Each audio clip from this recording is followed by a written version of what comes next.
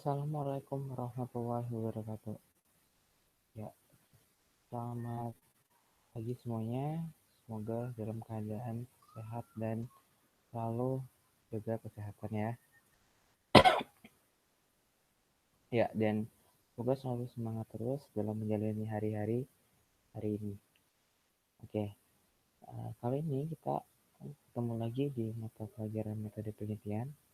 Hari ini saya bakal membahas materi tentang bagaimana cara merumuskan sebuah permasalahan atau sebuah pokok atau topik penelitian. Jadi kalau misalnya kemarin waktu di pertemuan pertama kita sudah membahas tentang perbedaan antara metode ilmiah dan metode non ilmiah. Nah, yang pertama perbedaan adalah di fokus permasalahannya. Kalau misalnya di metode ilmiah, fokus permasalahan itu jelas, ya dirumuskan secara jelas. Nah, sedangkan kalau di metode non ilmiah, rumus permasalahannya itu tidak dirumuskan secara jelas. Jadi masalahnya tidak kita tidak tahu secara jelas permasalahan itu sebenarnya apa. Nah, sekarang bagaimana cara merumuskan masalah supaya jelas? Nah, di sini saya akan menjelaskan bagaimana cara merumuskannya. Nah, yang akan kita gunakan cara merumuskan suatu permasalahan atau suatu topik penelitian adalah dengan menggunakan bantuan 6 kata kata tanya yang kita kenal dengan istilah 5W plus 1H. Apa saja itu? Yang pertama adalah who, siapa. Yang kedua adalah what, apa. Yang ketiga adalah where, di mana. Yang keempat adalah when, kapan. Yang kelima adalah why, mengapa. Dan yang keenam adalah how, bagaimana. Nah, dari situ, dari 5W plus 1H ini, kita bisa melihat bagaimana permasalahan itu dan bagaimana cara solusinya atau menyelesaikan sebuah permasalahannya. Jadi kita bisa menjelaskan, jadi pertanyaan itu berupa penjelasan kenapa masalah itu bisa terjadi, mengapa, apa, dan bagaimana. Jadi, dan cara mengatasi atau solusi dari suatu permasalahan itu. Jadi kalau misalnya kita lihat ada suatu fenomena ilmiah atau fenomena kejadian alam, nah kita harus mulai berpikir dari 6 pertanyaan dasar itu, yaitu 5W plus 1H. What, who, where, when, why, and how. Jadi dari 5W plus 1H ini nanti bisa dikembangkan menjadi pertanyaan-pertanyaan atau perumusan-perumusan masalah yang akan dilakukan. Oke? Nah, namun sebagai lainnya, ada masalah yang jauh lebih kompleks yang memerlukan lebih banyak informasi tentang penyebab-penyebabnya.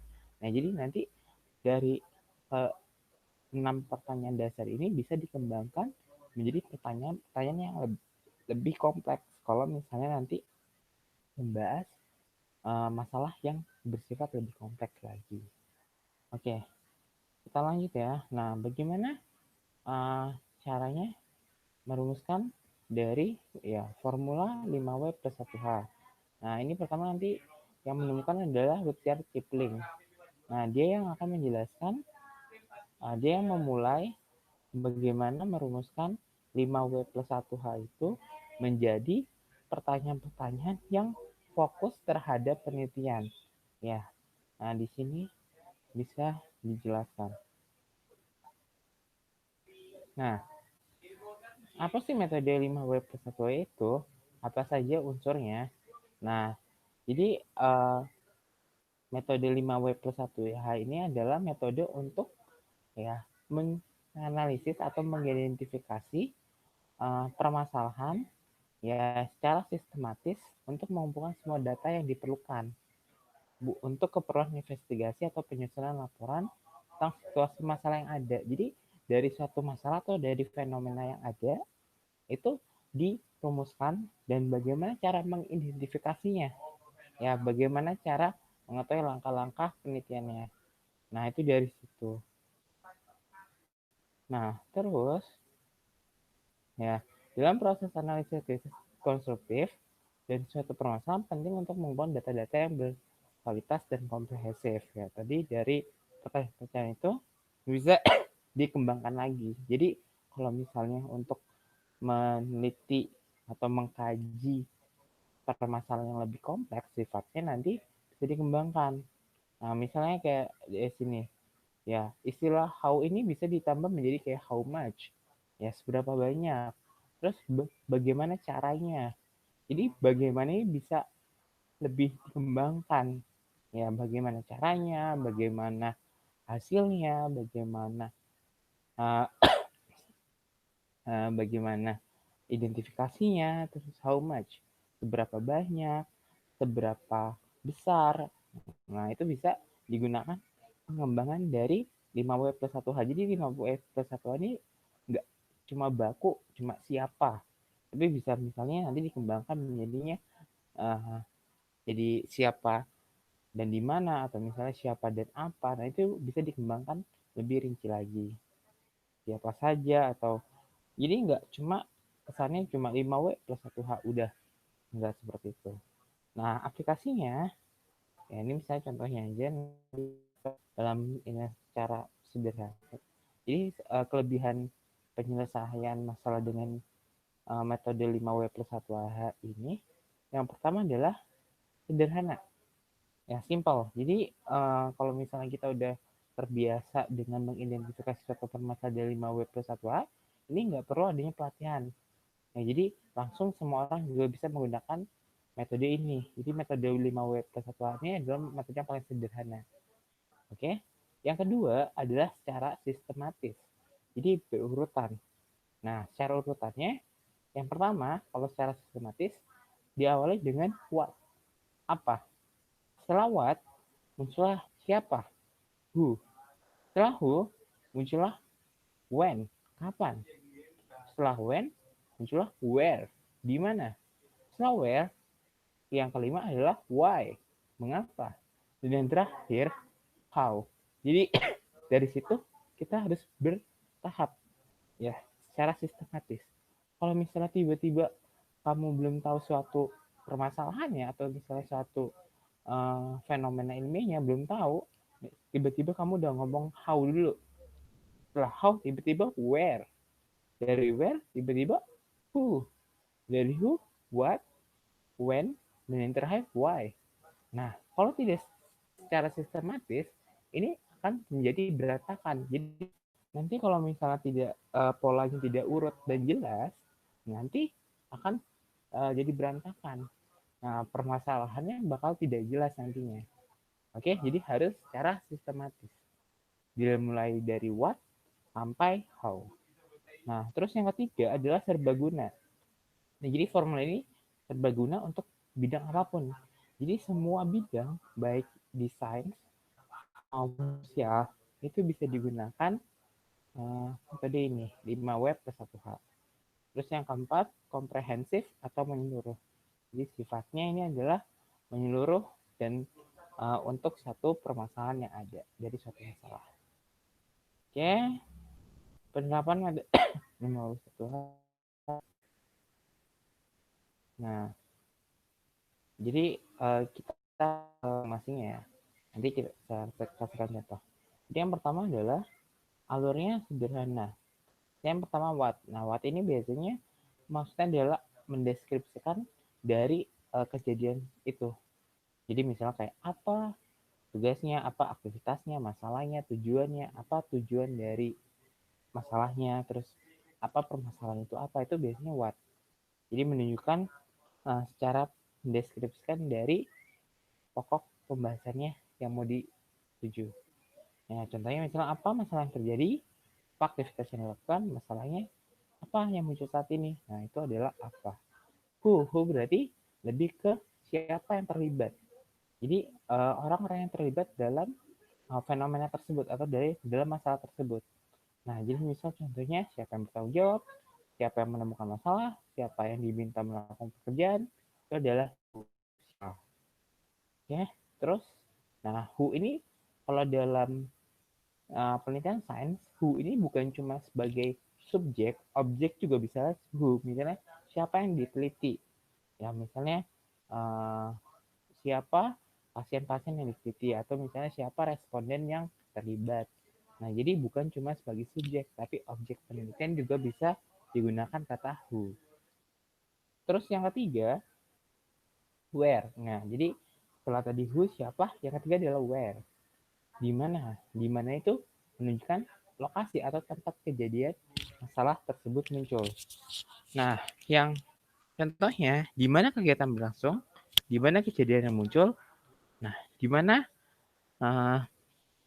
berlangsungnya kejadian tersebut, nah itu adalah pertanyaan di mana. Terus when, kapan. Nah, kapan ini menunjukkan waktu. Nah, jadi kapan kejadian itu terjadi, kapan masalah yang muncul. Itu contohnya, kapan terjadi masalah, berapa lama waktu yang dibutuhkan. Nah, jadi katanya bukan cuma kapan ya, bisa berapa lama waktu atau berapa waktu yang dibutuhkan, berapa hari yang dibutuhkan. Nah, itu bisa digunakan kata kapan. Nah, terus yang kelima adalah how, bagaimana. Nah, sebelum bagaimana harusnya ke why dulu. Mengapa? Jadi mengapa adalah alasan yang muncul terjadinya sebuah masalah atau kegiatan tersebut. Nah, jadi ini adalah misalnya mengapa kegiatan itu bisa terjadi, mengapa hal itu bisa terjadi. Nah, itu adalah contoh pertanyaan why. Terus yang berikutnya adalah how. Nah, how adalah bagaimana proses terjadi masalah. Jadi, ini lebih ke proses masalahnya. Jadi, bagaimana masalah itu bisa muncul, bagaimana hasil yang didapatkan, bagaimana urutan terjadi masalah, bagaimana produksi yang dihasilkan. Nah, itu adalah bagaimana. Jadi, menunjukkan proses atau hasil yang didapatkan. Nah, misalnya contohnya, di sini saya mencontohkan contoh penerapan 5W plus 1H tentang banjir. Nah, dari sini kalian bisa lihat misal kejadian banjir. Nah, pertama apa? Berarti apa? Ya, apakah banjir itu adalah kiriman? Apakah banjir adalah pasang laut? Nah, masalah apa yang terjadi di kota Bekasi tiap tahunnya? Nah, banjir apa yang banjir apa yang terjadi pada kota Bekasi? Nah, itu adalah pertanyaan apa? Siapa saja yang terdampak? Siapa saja yang bertanggung jawab menangani masalah banjir? Nah, itu adalah siapa. Terus where? Di mana? Di mana munculnya banjir tersebut? Kawasan mana saja banjir yang paling parah? Lokasi mana saja yang tidak terkena dampak banjir? Nah, jadi di sini adalah pertanyaan-pertanyaan di mana atau lokasi. Selanjutnya adalah when, kapan. Pertanyaan tentang waktu kejadiannya. Misalnya, kapan biasanya banjir terjadi? Berapa kali biasanya kasus banjir terjadi dalam 1 tahun? Atau berapa hari biasanya banjir berlangsung? Di bulan apa banjir paling parah terjadi? Nah, itu adalah kata when, kawan. Berikutnya, why. Yang kelima, why. Mengapa banjir bisa terjadi? Apa saja penyebabnya? Apakah banjir terjadi karena curah hujan? Nah, itu mengapa. Jadi pertanyaan mengapa. Yang menunjukkan alasan terjadinya banjir. Nah, how itu prosesnya. Berarti jadi bagaimana proses terjadinya banjir, bagaimana kondisi level aliran sungai yang melintas di wilayah Bekasi saat banjir. Nah, itu adalah pertanyaan how. Jadi dari sini bisa kita simpulkan bahwa problem dari banjir itu bisa dipertanyakan dengan pertanyaan 5W plus 1H. Nah, jadi semua misalnya kendala suatu fenomena itu bisa dijelaskan dengan menggunakan 5W plus 1H. Nah, jadi analisis kalian, nanti 5W plus 1 itu bisa sebagai analisis. Ya, analisis bagaimana proses tadi terjadinya, mengapa, kapan, bagaimana. Nah, satu fenomena itu berlangsung. Misalnya tadi yang saya contohkan adalah banjir. Nah, dari situlah timbullah pertanyaan-pertanyaan, karena pertanyaan-pertanyaan itu yang nanti menjadi pokok yang dibahas. Jadi masalah pokok pembahasan itu yang disebut rumusan masalah atau pertanyaan penelitian. Nah, pertanyaan penelitian itu yang tadi dijelaskan yang 5W plus 1H. Nah, tugas untuk kalian berarti nanti kemarin tugas pertama itu kalian sudah mencari masalah atau mencari suatu fenomena penelitian. Nah, yang berikutnya adalah kalian membuat 5W plus 1H. Jadi, semuanya harus ada ya, 5W plus 1H pada fenomena yang kalian teliti minggu lalu. Nah, yang kalian teliti fenomenanya apa, terus kalian bikin 5W plus 1H-nya. Oke? Ya, kalau misalnya sudah jelas, silakan nanti tugasnya disubmit di Google Classroom. Oke? Sekian dari saya.